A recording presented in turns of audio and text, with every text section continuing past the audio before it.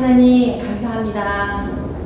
우리를 또한 이렇게 구원하심에도 감사한데 우리에게 또 하나님을 더 깊이 알아가는 또 공부를 할 수 있도록 도와주시고 또한 가르치는 일을 또 하게 하시니 감사합니다. 마지막 시간까지 우리가 집중하여서 하나님 말씀을 더 깊이 깨닫게 하시고 하나님 그래서 그 말씀 따라서 주님 우리가 삶을 살아가고 또한 마지막 이 시대 가운데 많은 사람들에게 하나님을 전하는 자로 그렇게 사용하여 주시옵소서. 감사합니다. 예수님의 이름으로 기도합니다. 네.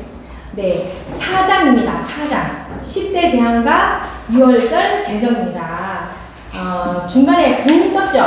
중간에 4장까지 모세의 소명과 재합신 4장까지 했는데 5, 6 없고 7장이에요.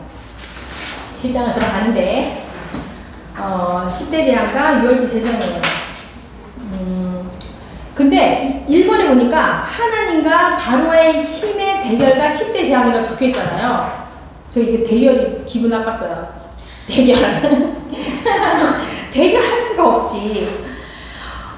이렇게 이제 이 바로의 그 뭐였어요? 바로가 계속 이스라엘 백성들을 늘지 않게 하기 위해서 여러 가지 그런 정책을 세우잖아요. 이제 그러면서 이스라엘 백성들이 이렇게 당하고 있는 이때에 하나님이 이제 나타나십니다. 예, 7장부터 나타나셔서 이제 바로를 심판하시는데 마지막 그 10대 재앙, 그죠? 장자의 죽음으로 인하여서 하나님이 나타나시는데 우리가 이 10대 재앙이라고 하면은 옛날에 저 모르겠어요. 첫 번째 재앙이 뭐더라? 뭐 시험 문제처럼 우리 성경학교 하면 10대 재앙 나열하기, 순서대로 정하기 막 이런 거 있잖아요. 그게 중요한 게 아니에요. 그거 안 외워도 돼. 근데 그 재앙을 내리는 목적이 무엇인가? 네, 그거를 제가 발견을 했어요. 자, 먼저, 네, 재앙의 목적을 들어가 볼게요. 출애굽기서 7장 1절이에요. 1절부터. 네. 7절까지가 재앙의 목적을 설명하고 계시는데 먼저 1절에 보니까 여호와께서 모세에게 이르시되 볼지어다 내가 너를 바로에게 신같이 되게 하였은즉 내 형 아론은 내 대언자가 되리니. 네, 모세를 바로의 신같이 세워주신다라는 거예요. 네, 그게 하나님은 이 모세를 보호하기 위해서 네, 아론과 바로 앞에서 신과 같은 존재로 권위자로 만들어주고 미래에 있을 일들을 이렇게 하나님께서 쭉 이제 뒤에부터 설명을 해주십니다. 왜 여기서 신이라 하였는가? 요한복음 10장 35절에 볼까요? 요한복음 10장 35절에 보니까 이와 같은 말이 많습니다. 하나님의 말씀을 받은 자들은 다 신이라 하였거든. 이런 말이 있어요. 10장 35절에 보니까 성경은 피하지 못하나니 하나님의 말씀을 받은 사람들을 신이라 하셨거든. 이런 말씀이 있어요. 그러니까 이게 시편 말씀을 인용하여서 이렇게 기록을 한 건데요. 그러면 시편을 살펴볼까요? 시편 82편 1절.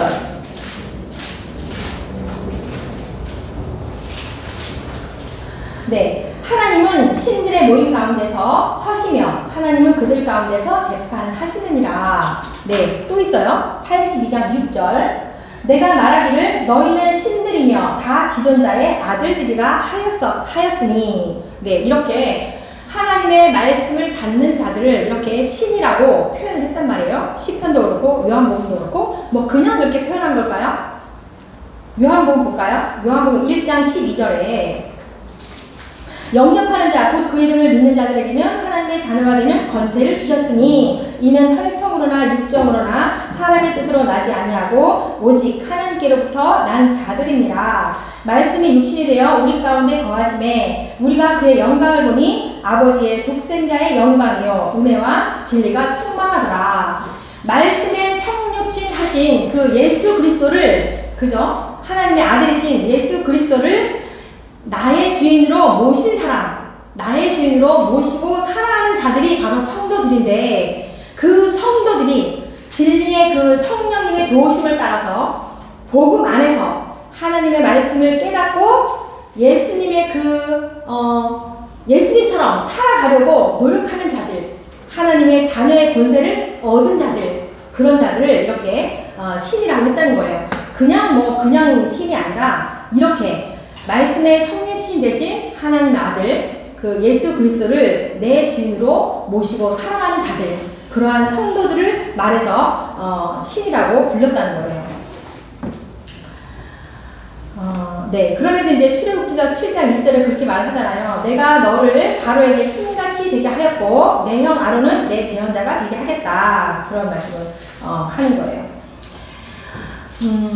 그죠? 하나님은 창조주이시고 새로운 역사를 만드시는 분이에요. 새로운 역사를 만드시는 분. 그러할 때에 하나님의 사람들을 통하여서 예언을 하십니다. 그게 바로 이제 선지자들이죠. 네, 선지자들. 그래서 하나님의 사람을 통하여서 예언을 하시고, 그리고 하나님의 그 때가 되어서 예언을 성취하잖아요. 근데 지금 이게 창세기 때 아브라함에게 약속하신 것을 지금 성취하는 거죠. 네. 그러니까 선지자들이 이렇게 하나님의 말씀을 대언하여서 선포하면서 그 선지자들에게 신과 같은 그 권위를 주어서 네, 이렇게 하나님의 그 역사를 만들어 가는 거예요. 네, 그리고 두 번째로는 바로의 마음을 완악하게 하신 주님일까요? 제목은 그러하네요. 7장 3절에 보니까 7장 3절 내가 바로의 마음을 완악하게 하고 내 표징과 내 이적을 애굽 땅에서 많이 행할 것이나. 네, 하나님께서 바로의 마음을 완악하게 하신다는 그 구절이 7번이나 나오죠. 7장 3절, 13절, 14절, 네, 22절, 그리고 8장, 15절, 19절, 거기 나와 있죠. 이렇게 주님께서 바로의 마음을 완악하게 하였다라고 이렇게 표현은 되어 있는데, 하나님이 그냥 그 마음을 정말 완악하게 하였을까요? 8장 15절에 보면, 원래 바로의 마음은 스스로 마음이 완악해요. 그리고 강팍한 심령 상태를 그냥 두었다. 그런 의미예요. 하나님께서 고치지 아니하고 너의 생겨 먹은 그대로 완악한 모습대로 심령 상태로 그냥 두었다라는 뜻이에요. 그러니까 주석을 살펴보면은 그렇게 표현이 돼 있어요. 마치 하나님께서 그의 마음을 완악하게 해가지고 한 것처럼, 저도 예전에는 그렇게 알았는데, 네, 그게 아니고 원래 바로의 마음이 이러해서 그대로 두었다. 그런 이제 표현인 거죠. 그래서 재앙의 목적이 뭐예요? 재앙의 목적이 세 번째 보니까 재앙의 목적이 10가지 재앙을 쭉 내렸잖아요. 그게 이제 애굽 사람들이 섬기는 신들을 대표적으로 재앙을 내린 거잖아요. 근데 그게 중요한 게 아니고 뭐예요? 애굽 사람이 나를 여호와인 줄 알게 하기 위해서 재앙을 내렸다는 거예요. 거기에 포인트를 둬야 된다는 거죠. 10번째 재앙이 중요한 게 아니야. 애굽 재앙이 이 재앙, 메뚜기, 흑암, 이거를 외우라는 게 아니고, 네, 바로 애굽 사람이 나 여호와인 줄을 알게 하기 위함이다. 예, 그런 뜻이죠. 7장 5절에 보니까 그렇게 있죠. 내가 내 손을 애굽 위에 펴가지고 이스라엘 자손을 그 땅에서 인도하여 낼 때에 비로소 애굽 사람이 나를 여호와인 줄을 알리게 하신다. 예, 알게 하기 위해서 그런다는 거예요. 그러면 그 옆에 보니까 이사야서 19장 있죠. 이사야서 19장 21절에 보니까 21절에 보니까 네, 여호와께서 자기를 애굽에 알게 하시리니 그날에 애굽이 여호와를 알고 재물과 예물을 그에게 드리고 경배할 것이요. 네, 여호와께서 서원하고 그대로 행하리라. 또 25절까지 다 읽어보면 여호와께서 애굽을 치실지라도 치시고는 곧 치실 것이므로, 그죠? 그들이 여호와께로 돌아올 것이라. 여호와께서 그들의 간구함을 들으시고 그들을 고쳐주시리라. 애굽의 궁극적인 목적은 애굽도 구원해 주시려고 했다는 거예요. 그날에 애굽에서 아수르로 통하는 대로가 있어 아수르 사람은 애굽에서 가겠고 애굽 사람은 아수르로 갈 것이며 애굽 사람이 아수르 사람과 함께 경배하리라. 그날에 이스라엘이 애굽 및 아수르와 더불어 셋이 세계 중에 복이 되리니 이는 만군의 여호와께서 복주시며 이르시되 내 백성 애굽이여 내 손으로 지은 아수르여 나의 기업 이스라엘이여 복이 있을지어다 하실 것입니다. 네, 그러니까 선민인 이스라엘뿐만이 아니라 애굽, 지금 나온 거 애굽, 아수르와 같은 그 이방 나라에게까지도 하나님의 구원의 대상이라는 거예요. 다 내가 나 여호와야 라는 것을 알리고 싶어서 이 10번째, 그러니까 10대 재앙을 내리셨다는 거예요. 실제적으로 창세기 12장에 보면 이제 아브라함에게 말씀하시는 거잖아요. 창세기 12장. 창세기 12장 2절과 3절을 살펴보면은 내가 너로 큰 민족을 이루고 내게 복을 주어 내 이름을 창대하게 하리니 너는 복이 될지라. 너를 축복하는 자에게는 내가 복을 내리고 너를 저주하는 자에게는 내가 저주하리니 땅의 모든 족속이 너로 말미암아 복을 얻을 것이라 하시니라. 네, 뭐예요? 그러니까 온 세상이 이스라엘 백성뿐만 말하는 게 아니에요. 지금 이 아브라함에게도 하나님이 이렇게 약속을 해 주셨듯이 아브라함을 부르실 때도 마찬가지로 열방의 빛으로 부르시고 온 세상의 모든 나라들과 민족들 모두에게 하나님의 축복에 동참하도록 네, 구원의 길을 열어두셨다는 거예요. 그러니까 10대 재앙이 첫 번째가 그 지팡이가 뱀으로 변하고 이때가 있고 메뚜기 때가 있고 그게 중요한 것이 아니라 이 10가지 재앙을 내리신 것은 나 여호와인 것을 알게 하시려고 했다는 거예요. 네, 또 뒤에 가면 나오지만 네, 그래서 사실은 이 바로가 어땠어요? 그 애국 사람들에게 신처럼 여겨졌어요. 신처럼 마치 막 그 신이 성육신 해가지고 바로로 온 것처럼. 그리고 그 자식도 마찬가지로 그 바로가 죽고 그 후대가 또 태어나면 걔도 마찬가지로 그 아들로 성육신 해가지고 이 땅 가운데 그 신 이름이 있는데 하여튼 그걸로 나타난 줄 알고 신처럼 여겼다고 해요. 애국 사람들이. 그러면서 이 재앙의 목적은 바로 이집트 사람으로 하여금 54쪽에 보면 네, 바로는 주 하나님 앞에 무능하다. 바로는 신이 아니다. 우주를 다스린 자는 오직 나 여호와 참 하나님 나뿐이다. 이렇게 말씀하시는 거예요. 이렇게 말씀하신 거예요. 아, 그렇군요. 여기 마하트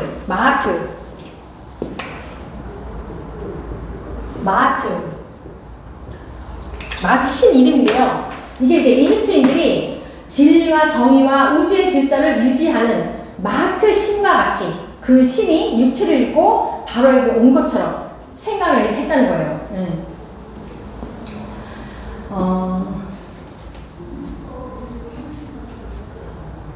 그러면서 네, 4절에 보니까요. 우리 4절에 보니까 하나님께서 이런 말씀을 합니다.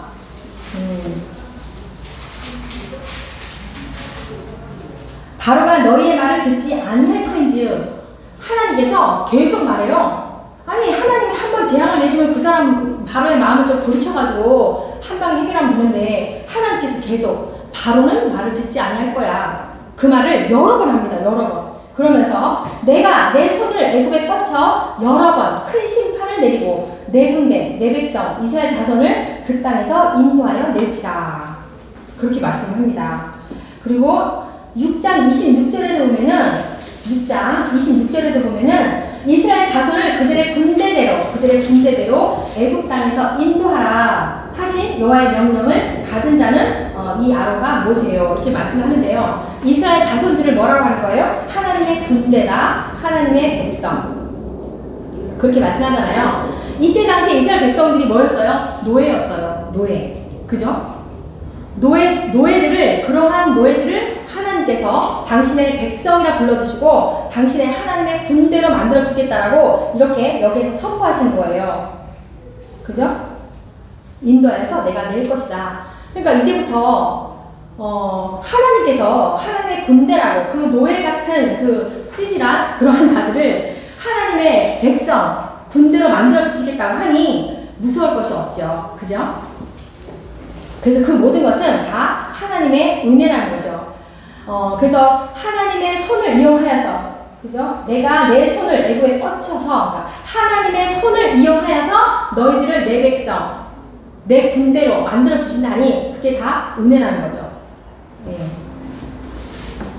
그리고 그러면서 이 심판을 내리시는 이유와 목적을 이렇게 설명을 하십니다.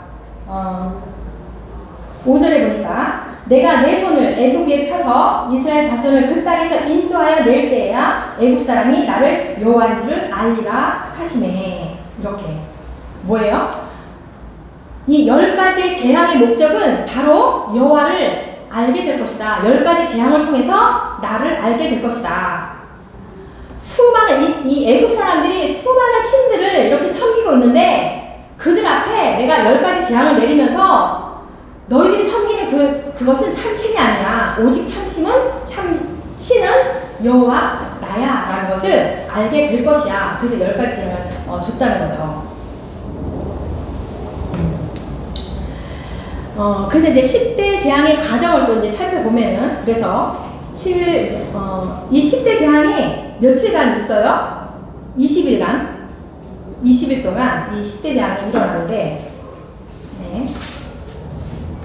저도 처음에는 그 의미를 갖다 줬어요. 나일강이 피로 변한 거, 이게 무슨 의미일까? 뭐죠? 이재앙, 제고리 재앙, 이재앙, 이게 무슨 의미일까? 이렇게 이제 살펴봤는데, 아무튼 결론은 뭐예요? 나 여호와인 것을 알게 하고, 그리고 그 백성들을 인도하여서 나를 예배하기 위해서, 결론적으로는 그렇게 했다는 얘기인데, 그래서 이제 여기서 모세가 그 바로에게 가서 이제 실제적으로 그 마술사들인가 요술사들이랑 대결하는 모습이잖아요. 그 지팡이를 던져서 뱀이 되게 하고 뭐 그런 일들이 있잖아요. 처음에 그죠? 나일강이 피로 만들기 전에 지팡이가 그죠? 뱀이 됐죠. 여기서 제가 주석을 찾아보니까 목사님도 아실지 모르겠는데 뭐 아실 거야. 아니 아시겠지 당연히. 이 뱀이라는 표현이 우리 아담과 하와에게 나타났던 그 뱀도 그렇고 성경에 나와 있는 이 뱀이라는 게 한 20몇 번 나온대요. 20몇 번 나오는데 그 하나만 실제 우리가 아는 뱀이고 나머지는 파충류 종류? 그게 뭐라고 됐냐면, 내가 이제 주석을 보니까, 근데 그게 중요한 건 아니에요. 중요한 건 아닌데, 그래도 이제 알고 있으면 좋을 것 같아서 말씀드린 거예요. 지금 저도 이게 모세의 지팡이인 줄 알았거든요. 요걸 그대로, 제목도 그렇게 돼 있는데, 아론의 지팡이라고 돼 있는데, 항상 난 영화 속을 봐가지고, 계속 모세의 지팡이인 줄 알았어. 근데 이제 보니까, 아론의 지팡이죠. 아론의 지팡이가, 탄닌이에요. 여기서 말하는 이 뱀이 탄닌, 히브리어로. 저 히브리어는 못 쓰니까 탄닌의 이게 뜻이요. 악어, 용, 뭐 파충류 전체를 말하는 거예요.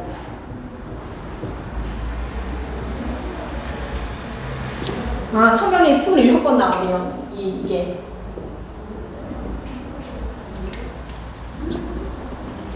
그래서 이제 창세기 때 그 아담과 하와에게 유혹했던 그 뱀도 탄닌인데, 거기서는 이렇게 해석을 한대요. 큰 바다 짐승, 바다 괴물, 큰 고래, 이렇게 하고요.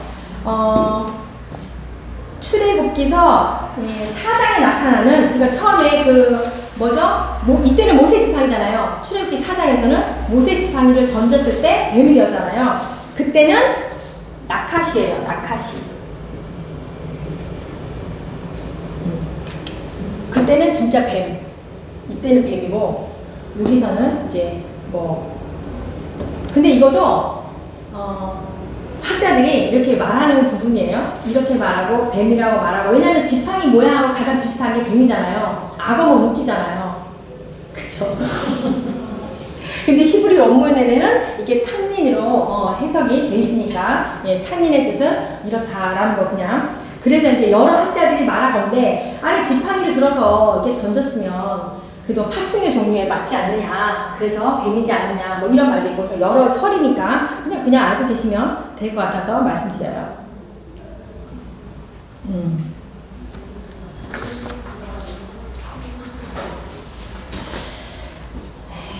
그래서 애굽의 신들이 되게 많았대요. 80여 종이 있었대요. 애굽의 신이 80여 종 중에서 이제 하나님께서 몇 가지만 해가지고 이제 재앙을 내리시는 거죠. 근데 뭐 잡신수는 뭐 720개 뭐 이렇게 나와 있기는 그게 나와 있네요. 애굽의 잡신 수는 720개. 인도에 가보니까 엄청나더라고요. 인도. 거기에 가면은 제가 이제 전에도 얘기한 것 같은데 인도 선교 갔을 때 이제 의사 병원을 들어갔어. 근데 그 의사에게 하나님을 열심히 설명했죠. 열심히 설명했더니 이제 영접기도 하겠대요. 그래서 영접기도 하더라고요. 그래서 야 이제 좀 지식인을 우리가 그걸 전했구나 이런 생각을 했거든. 그랬더니 이제 어떤 같이 갔던 분이 그게 유일신입니다 이 설명 막 한 거야. 하나님만이 유일신입니다. 이제 달력에 막 이제 그런 게 막 있었어. 걔네 신이 막 잔뜩 붙어 있었어. 이거는 아니고 이렇게 말을 표현한 거야.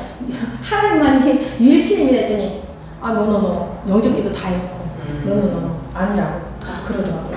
그런 식으로 그 인도에도 엄청나대요. 일본도 엄청나게 많다며요. 일본도 많고 그렇대요.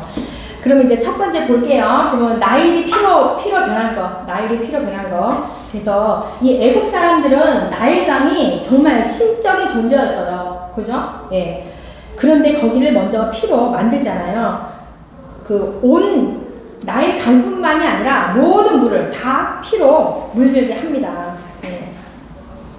그러면서 쿠눔이 나일의 수호신이고 하피는 나일의 영이고 또 이제 또 오시리스라고도 말하거든요. 오시리스. 예, 오시리스라고도 그렇게 나일강의 신을 그렇게 세 가지로 말을 해요. 그래서 나일강은 이 애굽인들에게는 정말 생명의 그런 근원, 원천 그렇게 생각하고 있기 때문에 이 나일강이 이렇게 피로 물들었다는 것은 이 사람들에게는 정말 큰 충격이었어요. 보면은 또 뭐 그 키친이라는 사람이 그냥 적정 현상일 것이다 이렇게 말을 했는데 그건 아닌 거죠. 하나님께서는 이렇게 이런 것들 자연 현상 이런 것들을 통해서 이렇게 하나님이 직접 하셨다는 거죠. 이 나일의 생명도 죽음도 다 주님의 손에 달려 있다는 것을 말씀하고 있는 거죠. 이거 나일강 이거는 7일째 그래서 7일간 이거네요. 7장 25절에 보니까 1회가 지나니라 나일강이 이렇게 피로 된 게 7일간 이 재앙이 있었어요. 그 다음에 이제 개구리 재앙을 가보면 개구리 재앙은 헥트라고 그러는데 그 신 이름이 헥트라고 하는데 개구리 모양의 신이래요. 개구리 모양의 그 신이어가지고 원래는 이게 생명을 말하는 건데 생명과 다산의 여신이거든 이게. 근데 이 애굽에 개구리 떼가 막 넘쳐나니까 그것 때문에 죽겠는 거야. 애굽 사람들은 뭐예요? 개구리 신이 생명이고 다산의 여신인데 막 섬겨야 되잖아. 근데 넘쳐나니까 죽겠는 거야. 그죠?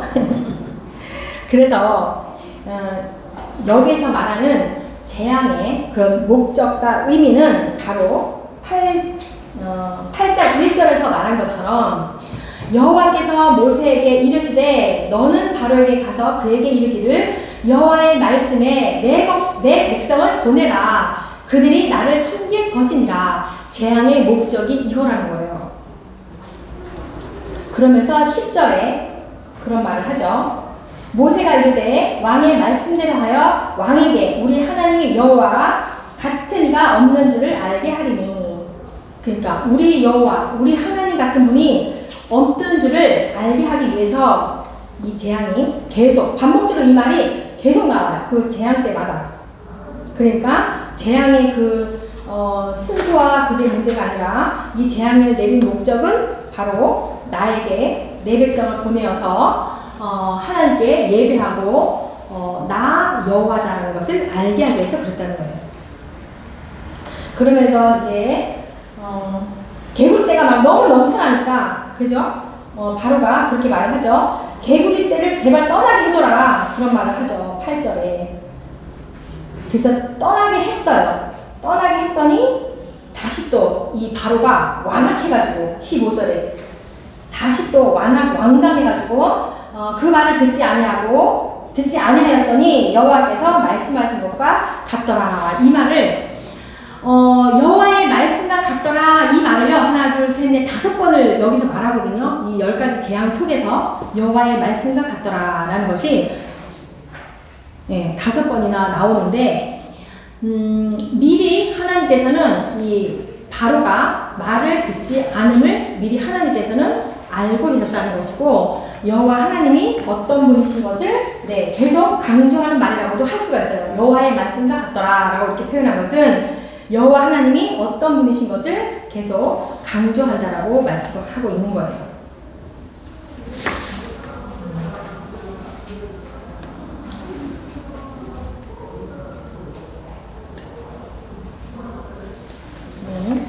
그리고 또 이제 이재양 가볼까요? 이재양은 땅의 신이에요. 땅과 사막의 신이라고도 해요. 땅과 사막의 신. 세부라고 말하네요. 세부. 근데 이것도 마찬가지로 이때부터는 이 마술사들이 따라 못하죠. 이때부터 따라 못하고, 못하면서 8장 19절에 보니까, 요술사가 바로에게 말하되 이는 하나님의 권능이라 하였으나, 요술사들이 이제 하나님의 권능이다 이렇게 말을 하는 거죠. 하나님의 권능이라는 것은 히브리어로 손가락, 권능이라는 게 하나님의 손가락, 이렇게 히브리어로는 또 그렇게 의미를 해요.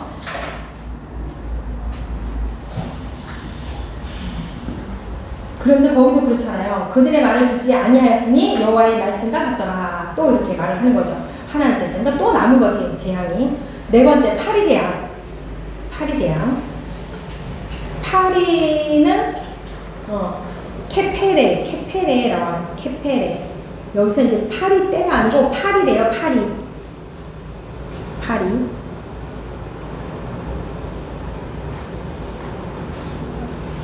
그래서 계속 여기서 말하지만 내 백성들을 보내라 이렇게 말을 하는 거예요. 그래서 그들이 나를 섬기게 될 것이다 이렇게 말을 하는 거예요. 그러니까 이 재앙들을 계속 내리는 것은 내 백성들을 보내고 또 나를 섬겨야 하고 또 나에게 예배를 드려야 되고 그런 하나님과의 이스라엘 백성들 간의 관계 회복을 통하여서 천국 가는 것은 물론이고 하나님과의 관계 회복을 해서 하나님과의 그 서로 사랑하는 관계가 되는 것이 중요하다는 것을 말하고 있습니다. 그러면서 이 파리 때부터는 그죠? 이스라엘 백성들이 있는 고센 땅을 구별하여서 그곳에는 파리가 없게 했다는 거죠. 그러니까 하나님의 그런 또 역사죠.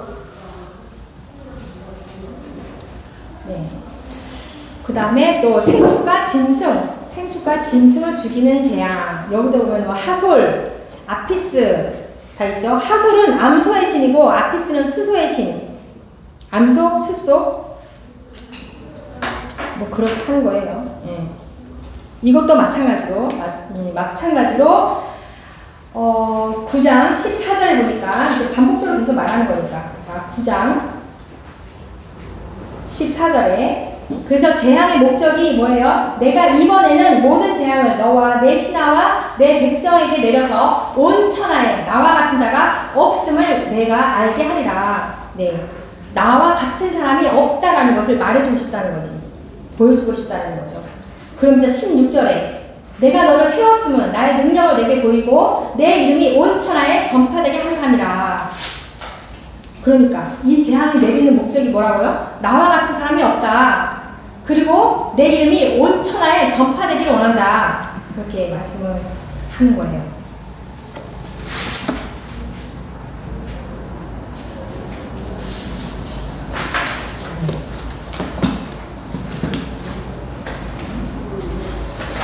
그리고 독종재앙. 이거는 이모탭이네요.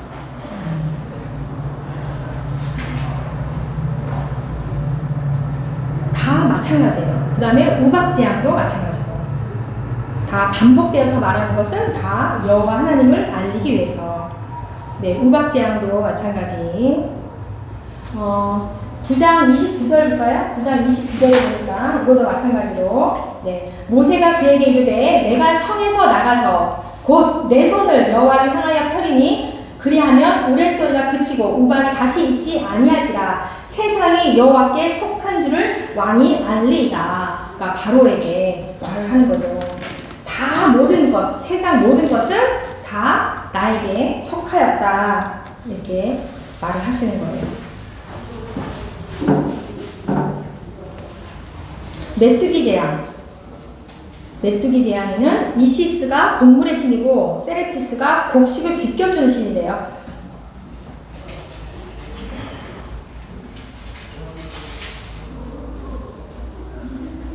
여기도 제발 메뚜기 떼 좀 치워달라고 이렇게 바로가 말을 해요. 그래서 치워주거든요. 근데 다시 또 이게 또 완악해가지고 다시 또 돌아오잖아요. 바로는 계속 그거를 반복을 해요. 네. 그리고 9번째도 예, 흑암 재앙이 있어요. 흑암 재앙이 있는데 이것도 보면은 3일 동안 있었네요. 흑암 재앙도 3일 동안 10장 22절. 네. 모세가 하늘을 향하여 손을 내밀매 캄캄한 흑암이 3일 동안 애굽 온 땅에 있어서 네, 3일 동안 있었어요.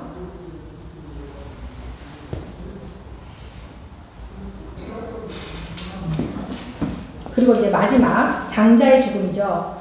11장 5절 11장 5절 네, 장자의 죽음. 그랬더니 이제 이때가 12장 31절? 아닐 텐데 11절 같은데? 아니네.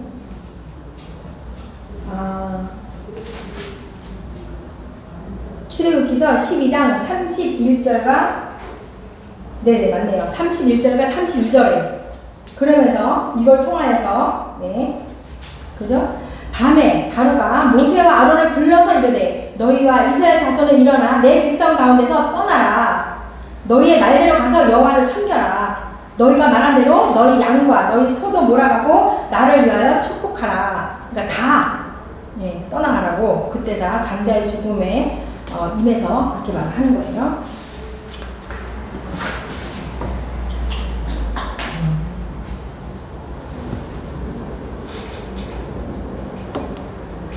그래서 이제 넘어가면 57쪽에 보면은 이제 10대 재앙의 의미가 쭉 있어요. 그러니까 늘 이러한 현상들은 이집트에서 늘 일어나는 자연 현상들이었대요.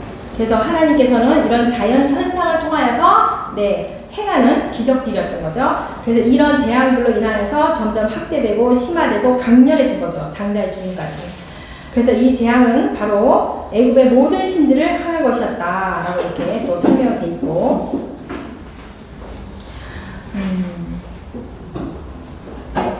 그러니까 이 애굽의 신들을 통해서 네, 애굽인들을 징계를 하고 오직 여호와 하나님만이 세상에 존재하시는 유일하신 하나님이심을 분명히 이 10가지 재앙을 통해서 드러내고 있는 거예요.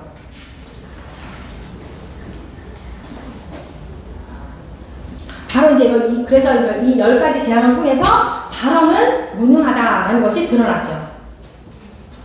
그래서 얼마나 너희들이 섬기고 있는 그 신이 무의미하고 우상을 섬기는 것이고 그렇다는 것을 이제 하나님의 그 능력을 보면서 체험하게 된 거예요. 네, 그 다음 이제 무교절과 유월절 제정.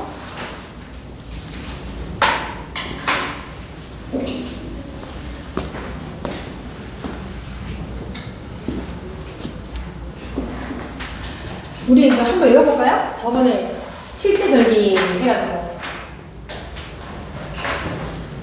7대 절기 첫 번째 6월절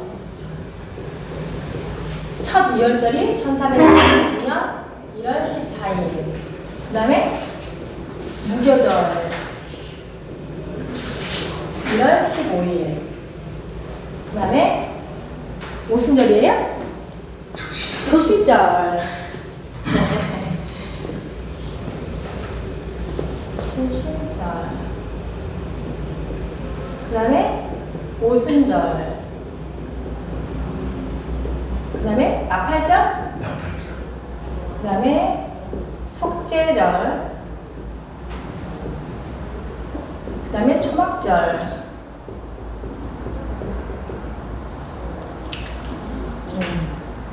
우리가 외워보면 초시절은 언제 드렸어요?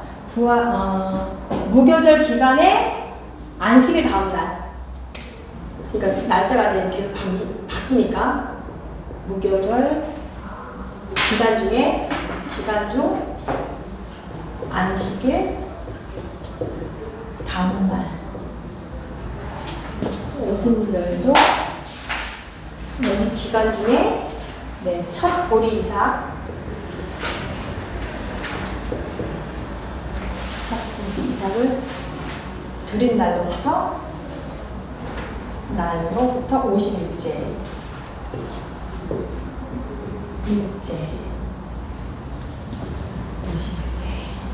그리고 나팔절은 7월 1일, 이거는 7월 10일, 초막절은 7월 15일에서 일주일간.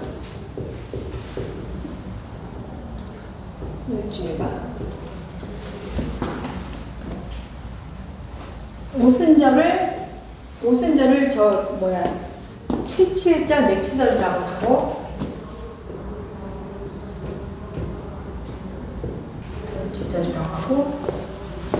초막절을 장막절 수장절이라고도 하고, 6월절은 죽으실 그리스도를 상징하는 거고, 6월절은 이거 6월절 연장으로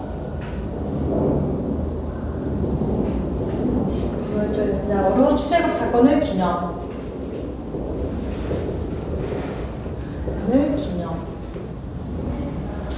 초실절은 부활의 첫 열매인 그리스도를 상징. 그리고 오순절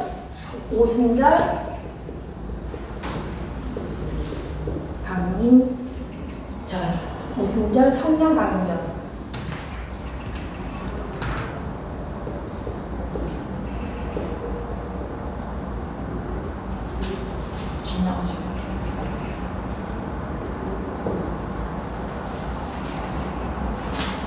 나팔절은 이제 신년절이라고 하기도 하면서 새 첫 것을 하나님께 봉헌하는 것. 속죄절은 말미암아 예수 그리스도의 피로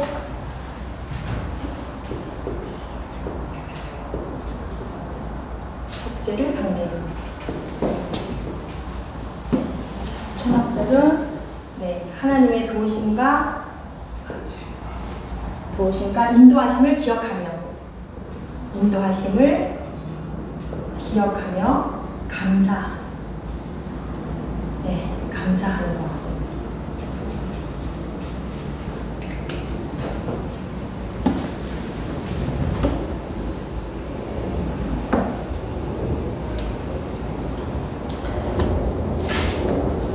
그러면서 이제 12장에서는 바로가 없어지고요. 이제 12장부터 이제 무교절, 6월절 이야기가 나오는데, 이때부터는 이제 바로가 없어지면서 모세와 이제 아론이 나오는 거죠.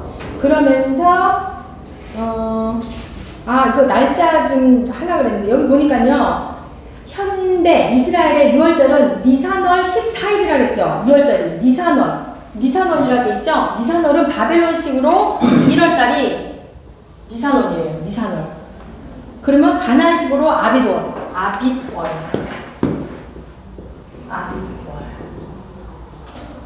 이게 가나안식이고, 저기 바벨론식이 니산월. 혹시 이거 달력 있어요? 저는 제 책에는 있는데. 성경책이에요? 네, 저는 여기 책에 있어요. 성경책에. 날짜가 있는데 이거 깜빡했어요. 복사해야 되는데. 그래가지고 제가 아직도 이 유대인들은 이거를 하잖아요. 6월절 식사 때 이 하가다 60쪽을 이 예식문으로 읽고 노래를 했대요. 하가다를 아무리 찾아봐도 하가다. 그게 저기는데 저기 외경이에요, 위경이에요? 그러니까 저기 하가다라고 히브리어를 하는데 네네. 우리가 보편적으로 나와 있기는 아가서를 그렇게 말하잖아요. 네. 근데 하여튼 거기에 보니까 예식문을 보니까 출애굽기도 읽고 시편도 읽고 그리고 거기는 뭐 술잔, 포도잔 네네네네. 뭐 이런 게 다 나왔어요. 네, 그러면서 이런데요. 주 우리 하나님 우리의 왕 포도주를 내신 창조주를 찬양하세 이러면서 한 2시간가량을 이렇게 아직도 유대인들은 이렇게 한다라고 하네요.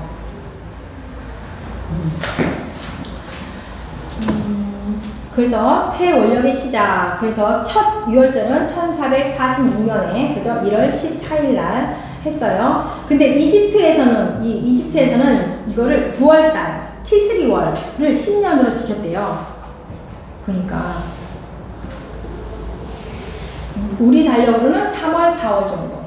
그죠? 요거 저기 달력 있으면 좋은데. 네, 그래요. 그래서 이제 재물의 선택은 어땠어요? 재물의 선택은 3절, 6절에 나와 있어요. 3절, 6절. 어린 양은 흠이 없어야 되고 1년 된 수컷으로 하되 양이나 염소로 치라. 그죠? 언제 했어요? 1월 10일 날. 3절에 보니까 1월 10일 날 각자 어린 양을 가족대로 했고 식구가 만일에 적으면 이웃과 함께 그러니까 최소한 인원이 10명 될 때까지 10명으로 한 마리를 잡았다는 거죠. 네, 흠이 없어야 되고 1년 된 수컷이어야 된다. 네. 그래서 10일 날 선택을 했고 14일 날 데리고 가서 네, 이렇게 양을 죽인 거예요.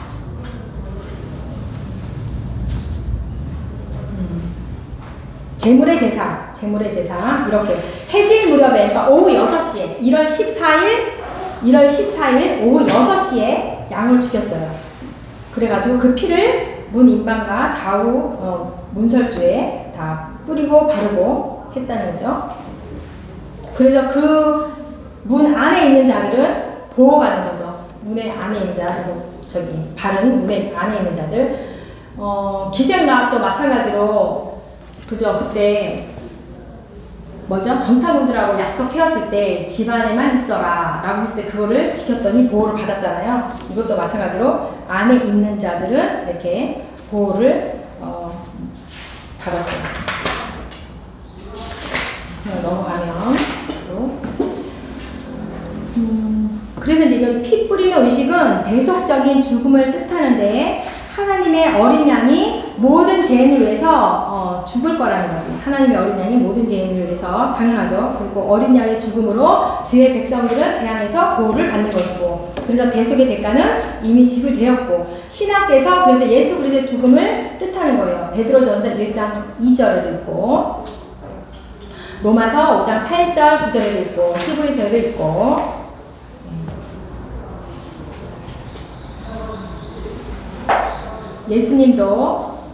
예수님도 자기의 피로써 백성을 거룩하게 하려고 성문 밖에서 고난을 받으신 거죠. 네. 우리가 이 내용 다 아니까 또 좀 넘어가면. 그래서 무교병이라는 게 뭐예요? 무교병은 그 8절, 네, 물이 없는 것. 무교병과 쓴나물을 먹었대요. 그러니까 무교병이라는 것은 창조된 목적 그대로, 네. 그 존재 그대로 되라는 의미예요. 무교병이. 그리고 쓴나물은 너희들이 출애굽했던 그 전날 밤을 기억해라. 그 뜻에서 이제 쓴나물을 먹었다는 거예요. 너희들이 애굽에서 종살이 했던 때, 그때를 기억해라. 그래서 이제 쓴나물을 먹었다는 거예요. 그래서 지금 여기 다 설명했으니까 넘어가고. 그래서 미래의 유월절 의식. 네. 그러니까 이스라엘은 이미 구원을 체험했음에도 여전히 구원을 기다린대요. 그래서 아직도 그 유월절 의식을 하고 있다는 거죠. 아, 그러네요. 아가서를 봉독하고.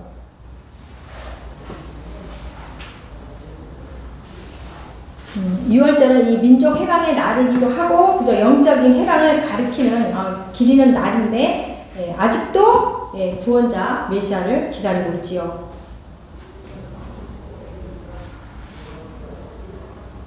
네, 그 이제 마지막 읽어보면은 신약의 신학적 관점을 보면 예수 그리스도는 유월절의 양이시다. 그래서 우리 성도들은 유월절을 통해서 자유를 체험하고 그리스도의 성결에 참여를 하는 것이다. 너희는 고린도전서 5장 7절 너희는 누룩 없는 자인데 새 덩어리가 되기 위하여 묵은 누룩을 내버리라. 우리의 유월절 양 곧 그리스도께서 희생이 되셨느니라. 네, 누룩을 버리라는 거죠. 그거는 누룩은 죄, 뭐 그런 거잖아요. 그걸 이제 버려라. 어린 양을 잡아서 그 피를 문설주에 바르는 그거를 이제 말씀하는 거고. 네, 그래서 유월절의 궁극적인 의미가 바로 어린 양 대신 예수 그리스도의 대속적인 죽음이 완성되었다라는 그 말씀인 거예요. 그래서 베드로전서 2장 16절에 보면은 그런 말이 있는 거예요. 그러하니 예수 그리스도를 통하여서 너희들이 대속 그 구원을 받았으니 자유자가 되어라.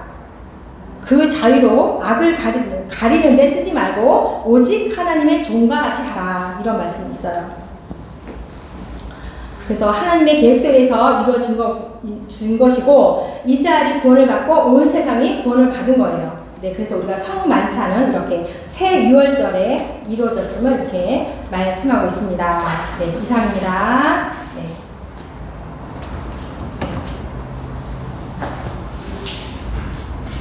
기도합니다. 하나님 감사합니다. 오늘 또 출애굽기서 7장부터 이후 말씀을 보면서 하나님께서 이 10가지 재앙을 통하여서 주님 하나님의 그 마음을 알았습니다. 당신의 백성들을 인도하시고 또한 백성들을 삼아주시고 그 백성들을 군대 삼아주셔서 하나님께 예배하기 위해서 또 많은 사람들에게 하나님을 알리기 위해서 이렇게 재앙을 내리심을 또 우리가 배웠습니다. 하나님 감사합니다. 우리를 그렇게 인도하여 주시고 우리가 마지막 남은 그 모든 삶 가운데도 하나님께 예배하며 진정으로 하나님을 의지하며 살아가는 우리들의 모습들이 될 수 있도록 함께하여 주옵소서. 감사합니다. 예수님의 이름으로 기도합니다. 아멘.